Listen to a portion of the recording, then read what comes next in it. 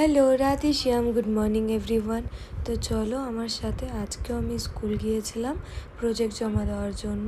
তো ওই সময় 12টা 12:30 মতন বাজে, টিফিন টাইম ছিল। তো বাচ্চাগুলো দৌড়াদৌড়ি করছে, আর আমিও এই স্কুলেই পড়েছি।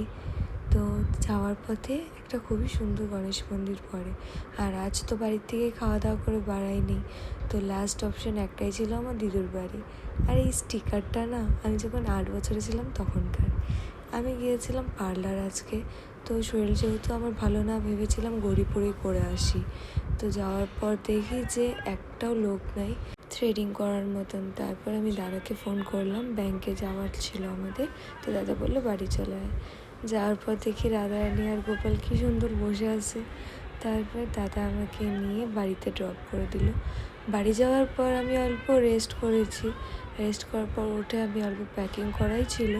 তারপরও আমার চুড়িদার একটা দিয়েছিলাম আমি ইস্তারি করার জন্য, সেটা এনে দিয়েছে মা। তো ওইটাই আমি ঢোকাচ্ছি এখানে। আর জুয়েলারি আর স্কিন কেয়ারের যেগুলো জিনিস ছিল ওগুলো আমার প্যাক করা হয়ে গেছিলো, ওগুলোও ঢুকিয়ে ফেলছি। তারপর গেছি স্কিন কেয়ারের জন্য। আর যেহেতু বাইরে যাব, আমি জানি যে যাওয়ার পর তো স্কিন কেয়ার কিছুই ওরকম হবে না। তো আমি ওর জন্য রাতেরবেলায় আবারও শরীর ভালো লাগতেছিল না, কিন্তু তারপরও পড়তেছিলাম। তো পেস্টটা বানিয়ে আবার আমি লাগাচ্ছি এখানে। তারপর এটা 30 মিনিটসের জন্য ছেড়ে দেবো। তো এখানে শুকিয়ে গেছে, আর আমরা এটা ওয়াশও করে নেব এখন।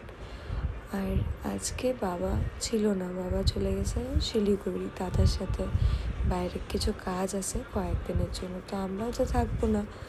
তো এখানে দেখো আমার ফ্রেশ হয়ে গেছি আমি। আর আমার মনে হয় এটা কন্টিনিউয়াস করলে ঠিক ভালো রেজাল্টই পাবো আমরা। তো এখানে আমি ফ্রেশ হয়ে গেলাম। এখন আমরা লাগাই নিব টোনার।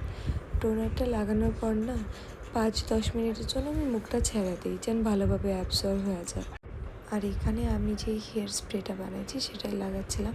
চুলের অবস্থা একটু খারাপ হয়ে আছে, কিন্তু কিছু করার নেই। 3 দিন ধরে আমি এটার উপরেই লাগাচ্ছি, শ্যাম্পু আমি করিনি। শরীরটা ভালো না, আমি ভাবছি যে একবারেই করবো। আমি তো বিশেষ আমার কাজ নাই, বেরোনোর নাই। তো আমি হোটেলেও আরামসে করতে পারবো। আর এই জায়গায় আমি থ্রেডিংও করিনি, আমি ভাবছি গুয়াহাটি যাওয়ার পরেই আমি করব।